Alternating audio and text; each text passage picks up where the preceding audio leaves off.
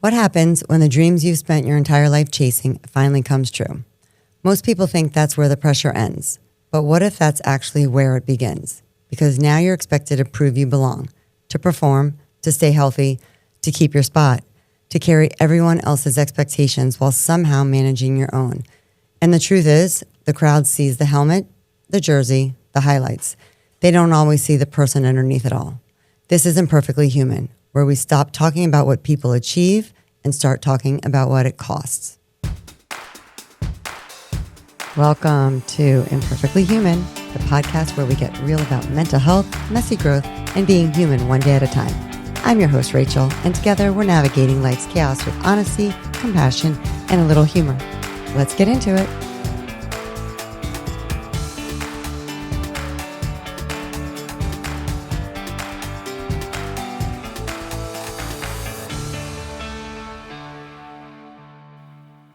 Welcome back to Imperfectly Human. I'm Rachel Blogg, and this is the podcast where we have honest conversations about what it really means to be human, especially for athletes and high performers whose identities are often tied to what they do. And today I am joined by Tyron Herring of the Cleveland Browns, and we're talking about something almost every athlete experiences, but few people ever see. And that is the pressure that comes with chasing a dream, earning your place, and learning how to navigate the expectations that come with it. We'll talk about football, but more importantly, we're going to talk about the person behind the helmet. So Tyron, thank you so much for being here. Thank you for having me. It's exciting. I so appreciate you coming. And I know it's like last minute. There's been some changes and some switch ups, which is par for the course of being an NFL player. Absolutely. Had a flight scheduled for Sunday and got a call and it was like, hey, nope, in 2 days, we need you to fly up. So I'm glad we're flexible and able to make this work. So when you got that call, like, what was that like for you? Was there some like frustration, relief, like excitement? Yeah, it's kind of a melting pot. That's a great question because I'm going into year 2, so I just finished my first year with the Packers, and a brief stint with the Patriots, but mainly the Packers. And that was an up and down year. Learned a lot, like kind of what your intro said. Like you work so hard for a moment and then you get it. And then you realize, oh goodness, this is where the work begins. Right. And there was so much work leading up to it. Things, staying healthy, making the right plays, having the right system in place, pushing through a lot of injuries, or pushing through this or that. And you get there, and then it's like, oh, there's more work. So that was what last year was like, and now coming up on year 2, it's I'm a little bit more at ease. You kind of, if you've gone through it, it's like, okay, I know what to expect. So what was that shift? Because I think that's really important, right? Because you didn't get drafted initially, and then you had 2 different teams that you'd kind of been back and forth with. Yep. And then literally just like 2 months ago, you got picked up with the Browns. Absolutely. And so what was that like for you to realize that here it's within your grasp, right? Mm-hmm. 2 years ago, right? 2 years ago, a year ago. A year ago. Okay. And then that team didn't pan out. Right. And then what kept you so optimistic that like this was going to be something you were going to do? Yeah, I've always been a self-determined person. Okay. Yeah, it's my mom. I think I've just been built that way. Like nobody's had to tell me go work out. Nobody's had to tell me go chase this or make this happen. I'm a doer, and I try to. There's this thing that I learned is like I try to make my say and do ratio 100%. Like if I say I'm going to do it, I try to manifest that. So going back and forth with the Packers, it was a bit of me like my goal is to be dominant, is to be the best, and that's a commitment I have with myself. Yeah. And obviously that was not the case. I'm super grateful for that year, but it drove me because I came back home and then I'd go back up and then I'd come back home and you go back up and it's like my 7th flight of the year. Well, I mean, not even of the year, within 5 to 6 months. Or maybe less than that. So I think it's just that inner determination of there's a commitment to excellence that you make. It's a contract with yourself. And that's what I kind of had of wanting to be and that's carried me throughout each phase, high school, college, Senior Bowl, and definitely professionally, just having that commitment to excellence. Did you always know that you wanted to go into the NFL? It was something that like if the opportunity arose, I would seize it. It was like my biggest goal was to go to college for free. That was the biggest thing. I didn't want my mom to pay. I wanted to see a new place. That was kind of, growing up in Delray Beach, Florida, there were guys who've been, went across the country and had great experiences. And it was like, well, how did you do football? Oh, football is taking you places, huh? Well, you mean to tell me that it took you to, yeah, man. And it's like, okay, so that's what I want. So then everything else, NFL was extra. It was always the back of my mind, like, if I'm good enough, I'm a realist. Like, I know it's hard. And then it was really my last year at Delaware that I was like, oh, this is a reality, or this can really be a reality. And I was very late. I was a 6-year senior. And it was like, oh, this could really be something. Right, because you had COVID. I had COVID and a red shirt. Right. So my 4 years, COVID, red shirt. So I got a master's and I was content. I was like, oh, I'm getting this degree. I secured the undergrad degree. Okay, is the NFL possibility? Maybe. Yeah. I kind of want if it's there. And then it was like, oh, it's knocking on my door. I'm like, oh, this could be reality. So it was gradual. It wasn't like a long time dream. My dream was to absolutely be the best, be dominant. Like that's like the best version. And then NFL was extra. And it's interesting because I talk a lot about that with the athletes that I work with, is to stop focusing on the outcome. Yeah. Right? Just focus on what you put in and being the best version. Because if you could be the best version of yourself and true to yourself, and you're not so consumed with the end goal of what you'd like, right, you stand a far better chance. Now, that doesn't guarantee anybody that they're going to get to that next level. Right. But if you're so focused on the outcome, right, it almost self-sabotages your current present moment. 100%. 100% agree. It's almost like a self-fulfilling prophecy of like you can't help but wonder about the worst case scenario, or what if this goes bad, or I want this to go well, but this may happen. And then it's like you end up playing timid. You end up being hesitant. Right. You end up and you don't realize those are to your detriment. 100%. Whereas if you just, focused on the next day, focused on this player, this practice. We had this one dude, he would always say, bro, you got to look at the NFL as a one-day contract. Like, you sign a contract, but dude, it's a 1 day. And if you only had 1 day, how would you perform? And it was like, that's how you think about it. Yeah. Because that is so true. Because like we just talked a little bit about, you're replaceable. Yeah. Right? We'd like to not think that. Yeah. Right? But it's a business. I found that out early. Right? Yeah, you do. And it's disheartening, and it's sad, and it's so difficult for families and the players to just keep adjusting to different changes. Yeah, and that's the emotional and mental aspect that like we don't talk about. Like the expectation of, you come back home and you're the NFL guy, and there's an expectation you're supposed to be driving the fancy car, or paying for this or paying for that, or but they don't know the reality that you just had to break your lease on your apartment, and that contract that you signed, they actually terminated that contract, but nobody knows that. But that was actually one of my questions somewhere, is like, what sacrifices did people never see that you had to make? Because we chatted very briefly about like what isn't spoken about. Right. And we see you guys on the field, you have your helmets on, and you're scoring and you're catching and you're, defending. But there's so many sacrifices that many of you, all of you make at that next level. But even like to get to college, but to get to that next level, what were some of the sacrifices that you made that people didn't get to see? Yeah, the big thing is there's throughout college, high school, NFL, the pressure to perform never goes away. I felt that very early on in high school. I went to competitive high school, Deerfield Beach, and we were good, and we had good players, and there was a pressure to perform, so I had to make sacrifices in order to meet that. And that's at every level, and it just gets harder and harder.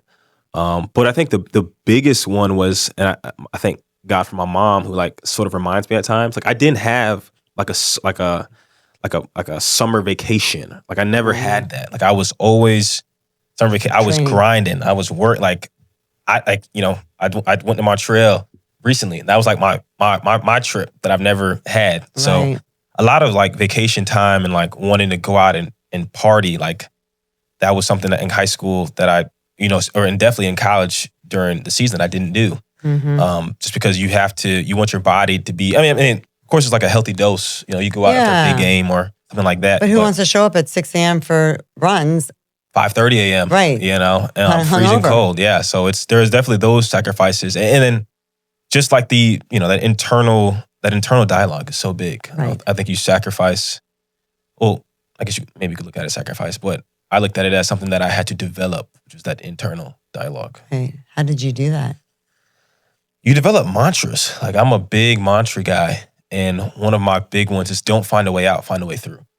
That was like a big one that I lived by. And another one I had in my dorm, my freshman year. Repeat that again. You don't find a way out, you find a way through. Yeah, the mantra is don't find a way out, find a way through. Because when it gets hard, you look for ways out. And it's like, you look, you don't, I think we subconsciously do that. Yeah. When pressure comes on or something like that. Some people are more blatant in their excuses and then they're like maneuverings. But in reality, you're still doing it. And it's like a decision. Okay, this is hard. This is pressure. I don't really like this. I might in fact hate it. But if I had to build a bridge through it rather than around it, what would that look like? And that's like a decision that I've had to make time and time again. And it was huge. It sounds like you made those decisions with intention. Yeah. And then it starts off intentional and then it becomes who you are. Right. Like you become a person who it's cliche, but it's true. Like you do have to get comfortable doing uncomfortable things. Like there's no way around it. But then you realize the higher you go, that those who begin to fall off, like, I mean, there's always different circumstances, but you start to realize that elite, they're very good at that. They're like, they've mastered that. Well, that's the difference between like a lot of the athletes that I work with, that the ones that get it, it's the ones that they've just mastered control of their mind. Absolutely. Right? And the ones that really are struggling are the ones that are letting their minds control them. They're overthinking the next play. They are not even focused on what in the huddle was just said. Right. Or what the coach just wants you to do. Right. Or what play you want to, is being played. They are thinking of, am I going to catch this? Am I going to make that basket? Whatever it is. And they're in their own space that they didn't even, know 100%. What is next. 100%. And I'm a Christian. I'm a believer, and the Bible played a big part in like my faith and resilience as well. And there's a scripture that talks about, in Proverbs, it says, so a man thinketh in his heart, so is he. And that was a big one for me too. There's a lot of... Wait, go back to that, because that is very much aligned for people who may not have a belief or may not have read the Bible, right? Yeah. It's very much aligned with how you speak to yourself is how you're going to see yourself. 100%. Right? 100%. And then it's how you treat things around you and the people around you. Yeah. So it's very much like aligned with that thinking. 100%. And so a man thinketh in his heart, so is he.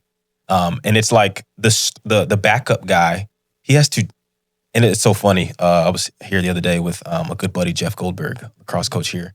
And we had breakfast. No, he was at St. Andrews for a while. Oh, okay. Yeah. I think he's retired now. But we had breakfast one day and we were talking about like how you have to operate as an athlete between, like you have to operate in a healthy dosage between facts and delusion. That's where you have to operate.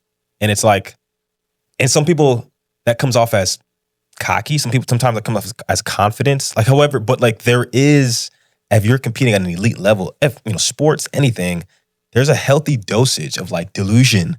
You gotta have some facts, but you gotta, you have to truly believe you are something before you are that. Yeah. And it's, because then you're capable of it. That you're capable of it, that you can do it. Yeah. Because when the moment comes, you can't wonder whether you're able to do it. You have to just do it. So that leads me to my next question, which is what pressure showed up that you weren't expecting when you got to this level now? It's a good one. I like in college, if you have a bad practice, it's like, oh, that was a bad practice. Dang. You may be competing with a guy and it's like, oh, that's not great. In this business, if you have a bad practice, like you could get cut. Like I've seen a guy, if you get hurt, like I've seen a guy, they brought him in, the coach brought him up. Everybody's like, oh, new guy. Next day he pulls his hamstring, rehabbing it, gone, like literally gone. And I saw that with guys that were big name guys. Like one guy came, he was first, second round draft pick or something like that. I don't know. He was top draft pick.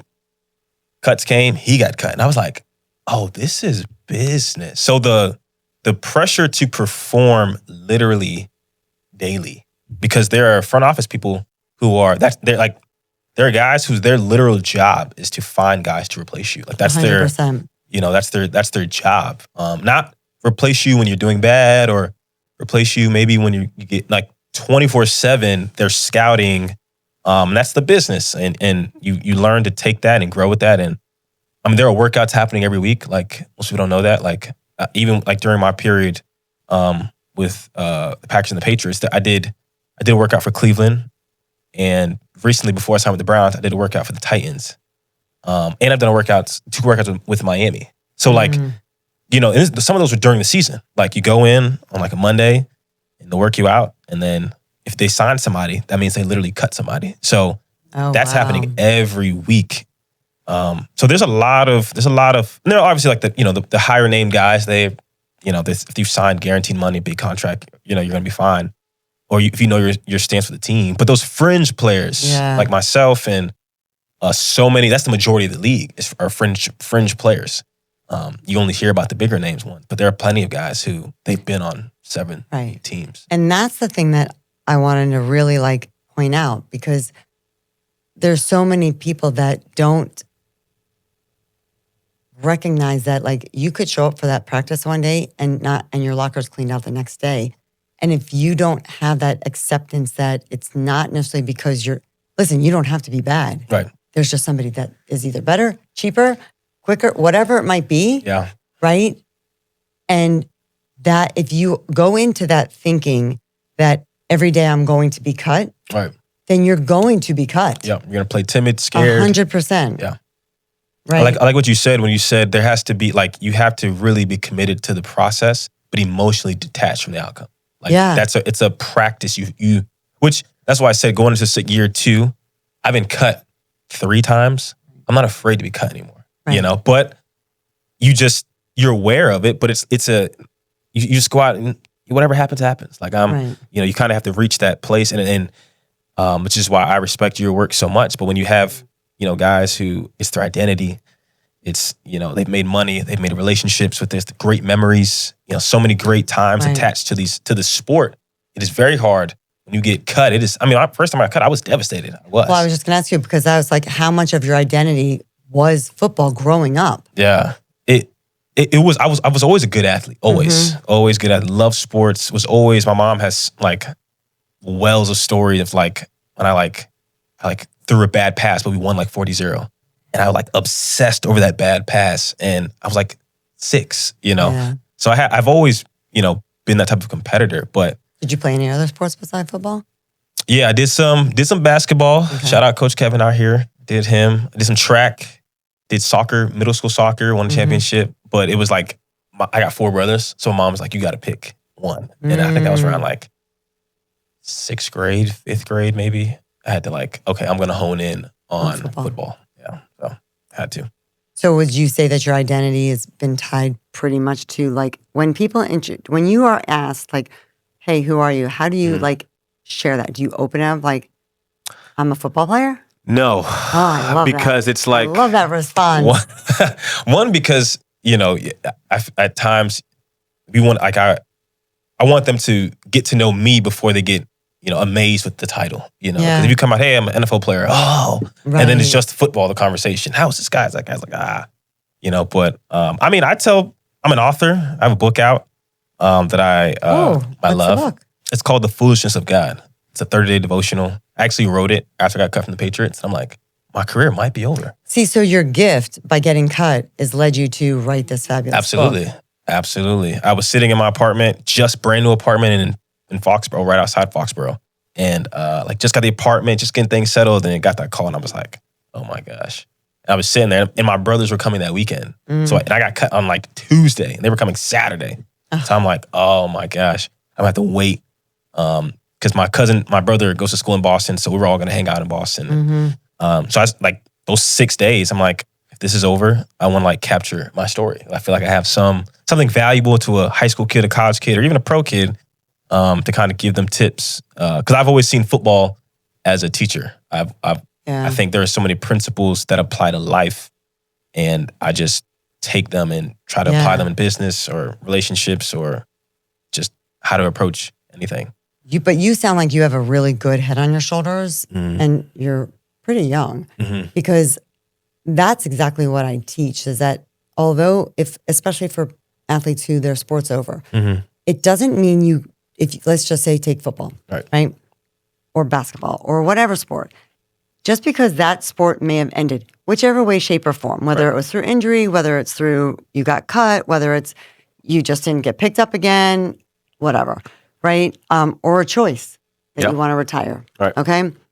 That doesn't mean you have to stop being around the sport. Right. Now, I do understand that there are many people who struggle, especially if you've been injured or cut, that ability to like go from being a gladiator to a spectator is really hard. Right.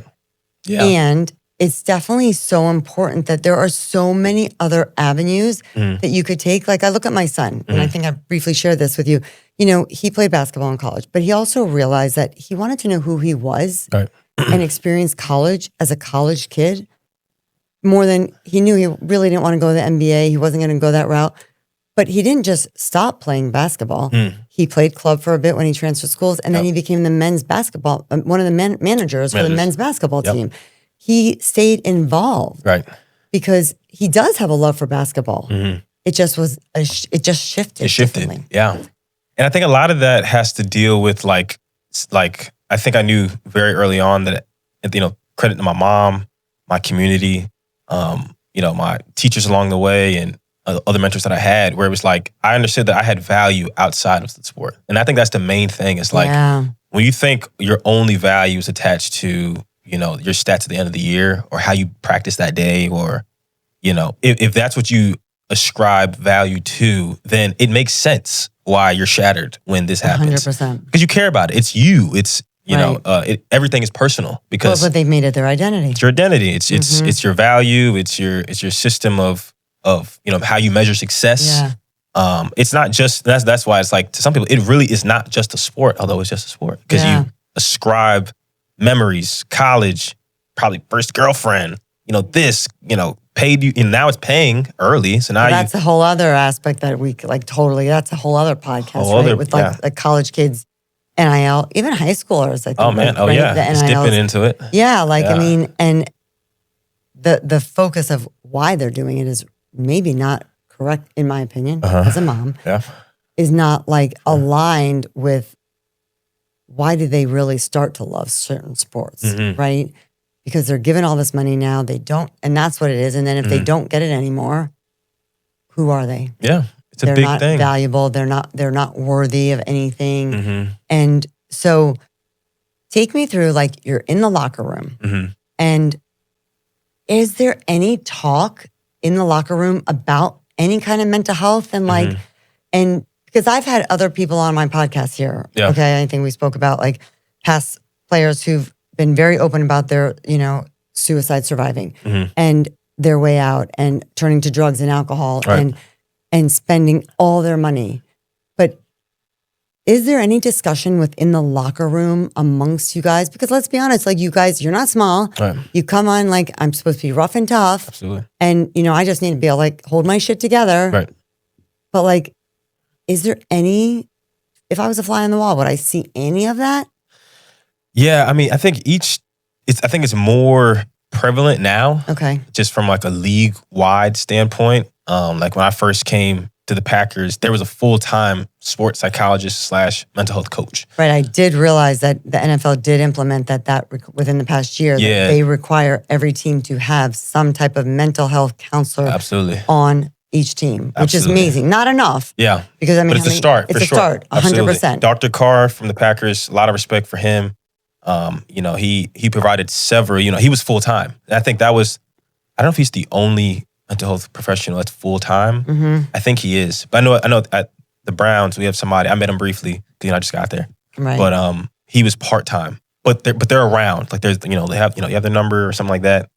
Now, whether guys use them or not is a totally different question. Right. So that leads me to the next question, which is a big part of why I've started to like expand my title from licensed psychotherapist, and I'm a DBT specialist. I've been in private practice 28 years, and I'm an athlete, right? And I'm a mom of an athlete. Why I've expanded to become the identity coach for athletes, because I do believe it allows more athletes to recognize that it's okay to get help, and they don't want to go to a therapist. Yeah. I think it starts early, if I'm honest, Rachel. Like, I think that identity building, it literally starts elementary, middle school. And I know that's not obviously your clients, but I've just seen, a lot of, talk about locker room talk. Like when I talk to my good friends, because I've thought about it. Like I think, going, like there's a Coach Stevens, Buddy Stevens, absolutely changed my life. Dartmouth College. He passed away 2 years ago from a tragic accident. Yeah. But one of the greatest men who I've had the encounter meeting. And he had this, I remember our first day. He's talking about setting the tone culturally. Yeah. It's very important. And I think the question sometimes you need to ask, like, who is setting the tone culturally? Who is setting, because there are people, over generations or prominent, whoever who sets the tone of of an institution or a culture. And he set the tone on our team that, the first day he put up, I'll never forget it, a resume. And it's like I was, freshman, just from South Florida. I've never seen snow. And I'm excited for my first day. And he put up a resume and it was like 3.8, mechanical engineering with minor in economics. And like he had Jeffries accounting or something like that, like big financial firm. But he blinked out the name. And we're like, whoa, this is impressive. It's like, this guy's done a lot. Who is this? And it was our best player on our team. And we were like, wow, that's that dude.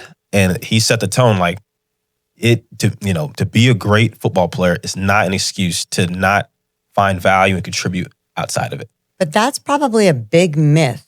It's definitely a myth about what, like, football players, like, they're not intelligent, they're not capable of doing great things, but like, it's so wrong. So wrong. Because there's a lot of intelligent people, and that's, I think, the part that we don't get to see. Yeah. Right? We don't get to see that. We see your stats. Like if I was to Google you, right, I'd probably see your stats, when you graduated high school, where'd you go to college, how many, plays you made. Right. But they don't talk about the other things that, you did in school. Yeah. Yeah. And that, like you said, I think that could be a podcast all of itself, you know. But there is a tone that has to be set by, I think, leaders in the sport, leaders in our community, especially, that have to set the tone. As little as, what's cool and what's not cool. Yeah. Culturally, it is not cool to be a football player, and you also in the writing club. It's not like just from grade school. That's just not so that sets the tone for I'm just going. But what is cool? Right. Showing this image that you're just obsessed with football and football is your life. And that is cool on a simple basis of like, that's just cool. And so you get kids who they pursue that. They want to fit in. Your coaches celebrate that. Your parents celebrate that. The dude that comes back, that's all he talks about. So it's like, that's my world. Right. That's the path to be cool. And then you follow that path. You may have some success. So that reinforces that thought. Yeah. And then, you get other reinforcements and there's nobody, then you get into serious injury or something, or it doesn't work out your way, or you don't really, they bring in that transfer or they cut you and it's devastating. And it's not to say that it shouldn't be, like if you care, I love football just like the next person, I absolutely love the sport. And I am so thankful for what it did. And I couldn't be more grateful, but I've just seen, personally teammates, friends who, didn't know who they are and weren't prepared for that, starting from young, that, you had value outside of the sport. Right. And so what would you say football taught you? Like what's one lesson that you would say football taught you about yourself?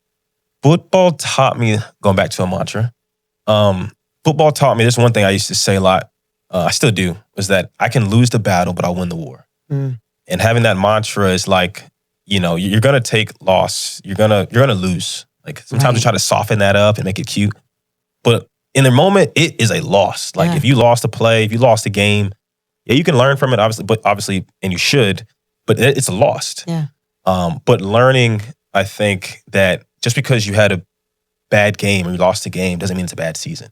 100%. Just because you had a bad play or a bad quarter doesn't mean you're going to have a bad game. Right. And just learning to look at, take a bigger picture of like, I may have failed at this particular thing. That doesn't mean I'm a failure. Right. And being able to separate that, I think is so big because especially as a corner in the NFL and in the college level, guys are good. Like you're not going to win every rep. If you think you're going to win every rep, then you're more so on that delusional spectrum like we talked about earlier. Right. Because you're going to lose because those guys are really good too.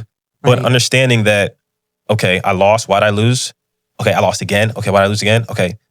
But I still have more opportunities. That was that opportunity, but I'm now solely obsessed with winning this next one. Right. Whereas some guys, and it's not just football, I think it's life, you get so caught up in that previous loss. And it's your sole obsession, not realizing that you look at just wars as a concept. They're fought in several battles. Right. And you don't win every battle. Right. But you can still win the war. So I think that was a big big lesson in sports.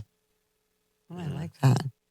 So some rapid fire questions for you real quick. Okay. What are you still working on as a human being? As a human being, like I said, my faith's very important to me, and I'm perfect by no means. I make mistakes just like everybody else, but I think that is an aspect of my life that I'm really. We did like a Bible study yesterday, 11th Element, shout out them in Boca, and they talked about like your priorities, and somehow like you put God first, last, the middle, whatever, and then this one guy was like, why doesn't God be the list? And then everything stems from that, your perspective, how you live, how you treat people, the purpose you bring to work in life. Like if God's your list, then what's on your list, you look at them differently. Yeah. So I'm trying to be better with that in every aspect of my life, from a personal standpoint, for sure. And so, what does being imperfectly human mean to you? Because obviously this podcast is called Imperfectly Human. That's a good one. Right? And so, like, what does that mean to you? Imperfectly human. I mean, it's a great title, I think, because it's true. We're all imperfect, but it's like that's a part of. I think of that as like being human. Then means that you are going to fall short. You're absolutely going to fall short, and it's not an if you fall short; it's a when you fall short. And so I think when I hear that, it's about preparing for that pivot, preparing for that adjustment, preparing, to go in a different direction and to anticipate that at times and not be afraid or taken aback when that happens. Because if you know that you're imperfectly human, you're going to have to adjust. 100%. Yeah. Yeah. And that's I really believe in that. Like, I just think that, there's so few athletes in this world that are the top notch, like that are constantly breaking records, right?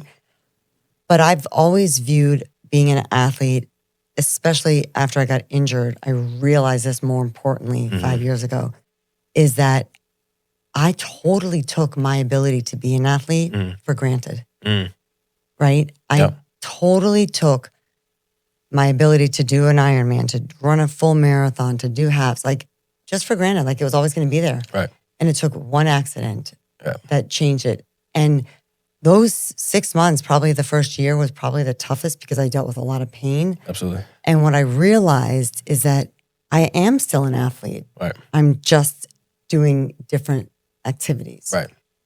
And that's the biggest piece I think that I'd love for the listeners to take away is that, if you don't get to where you want to get to, it doesn't mean you have to quit being, active as an athlete. Right.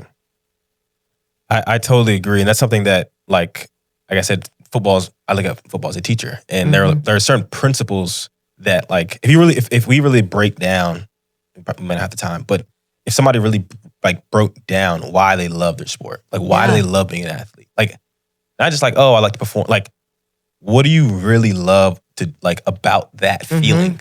And if you broke it down, it's like, okay, like for me, like I love like the passion that I feel while playing. Like there's a certain passion, like game day. Like, camp's gonna be hard. Some practices are hard. Some meetings are long. But it's like when you run out on that field, it's like I think back to like my first time in Lambeau Field. I couldn't hear, I couldn't hear you if we were standing next to each other. Like it was rocking. That had to be awesome. It was amazing. I remember like the national anthem played on the sideline before the game, and I like cried. I'm just like looking, like what a moment. And it was just awesome. Like that feeling I love. So it's like, okay, I love football, but I love the passion and like, the reward of working hard. So if I can then find something, outside of my sport that it's very similar. It may not be exactly the same, but if I'm looking for that principle, then it adds value to me. Like I like teamwork. Right. Well, that's a big piece, right? Like of that loss that people don't realize that you probably, don't get me wrong, like when athletes are done playing, which at some point, all athletes are going to be done playing. Right. You just don't know when.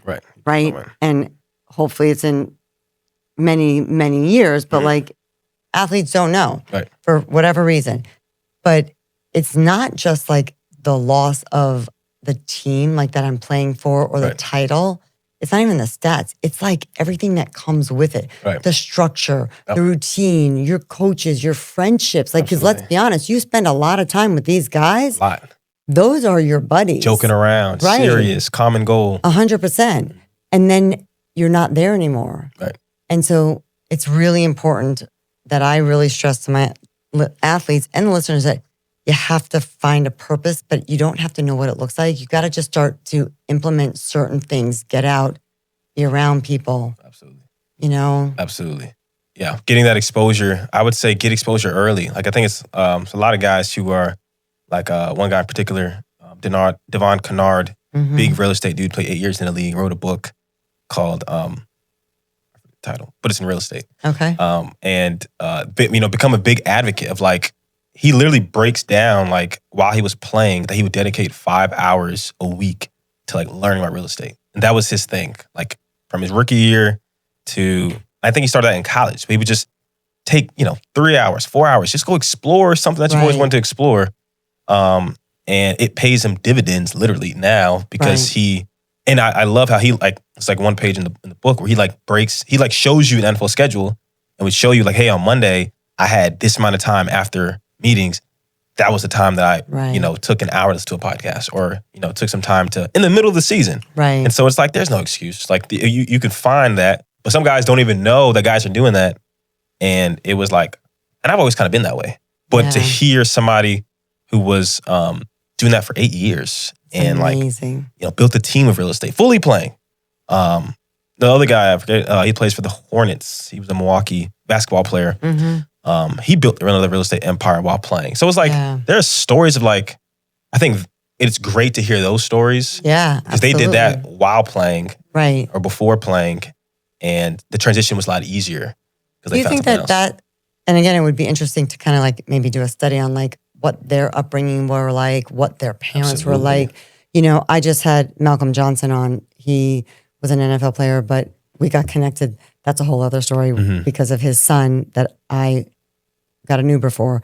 He plays for Penn. But he has built this like empire of like real estate as well. Right. Because that's where he came from. Like he had family and, the teachers that are around him, right? Absolutely. So I do think that, even within the realm of sports, you have the players that have the families that can give a lot of that coaching and that guidance. Yeah. And then you have the players that are literally just trying to survive. Yeah, absolutely. But like you said, like that tribe, that family, that mentor, like for me, it was Coach Stevens. Like that day at Dartmouth, like it was just an eye opener, like, oh my God. And that was the thing that I think was so strategic on his part, was that it was our best player, like linebacker, captain, like we all know who he was. And it was like, oh, that's what he's did? Like he's maximized who he was. And that was like, it set the tone very early on that, and also he had a quote where he says, I want a good football player at football time, I want a good student at student time, but I want a good man all the time. That was his mantra. I feel like everywhere I've gone, I've said this mantra because it's so countercultural, I think, to athletes. Because there's this message preached that you have to be totally obsessed and it has to be your identity and you have to just, how much you love the game. And it's like, you can love a lot of things. 100%. Have other hobbies and do other things. And I mean, it's people love their jobs, but they love pickleball too. And that's not like a hindrance on their performance at work. But in our sport, in our field, there's just like an expectation that you should be solely obsessed with that. Right. And it's to our detriment. It looks cool. It may make headlines. It may sound clickbaity, but it is to the detriment of players. Mental health. When their time is done. Absolutely. Yeah. I completely agree with you. So I so appreciate that you came here today. Thank you. I know you are a busy man and you're heading out. So where can people find you? Are you on? I know you're on social media because I did just follow you. Yeah. I'm on Instagram, Tyron.Herring. I just started TikTok. Oh, I don't really, I'm on TikTok. I never really used it, but a buddy was like, dude, you need to, that's where you get more traction. I'm like, okay, I guess. So I'm on TikTok as well, Tyron.Herring. And that's where I'm at. And the season starts for you? Thursday. So I'll be flying out and hoping for a big year, take that step, hoping to have a lot of fun. That's the main thing. It's like, have fun. And I think that's it, right? Like when you go into there with a good attitude and a mindset like that, because I believe we carry so much of our emotional baggage inside, and that actually can hurt us. Absolutely. It hurts our body. It causes injuries in a lot of ways. And just, focusing on that, how you show up. Yeah, absolutely. Is really important. Absolutely. And faith has a lot to do with that too, because if, I truly believe that if things don't work out, God has a different plan. And that's not like a clickbait thing. Like I try to really embrace that. And it does give you literal peace to know that if this doesn't work, there's another path. 100%. Although I fully love this, I want this to work. Of course. But, because sometimes people think you can't have both. And it's like, I really want this to work. I really want to be successful and contribute and go the whole way. But also having that peace of like, it is what it is. It is what it is. And if not, God has a different plan. And really believe that. No. So. And I'm a big dialectical therapist, so I believe that whole two things can be true at the same time. Oh, so you could like really want football to last as long as it can. Absolutely. And you're also accepting that whatever happens with football, you're going to be okay. That's like two things can be true. I like 100%. 100%. Yeah. Well, Tyron, this was so nice, and I really appreciate you, and I wish you the best of luck. And thank you. To all my listeners, thanks for joining. Until next time, I am your host, Rachel, at Imperfectly Human. Thank you.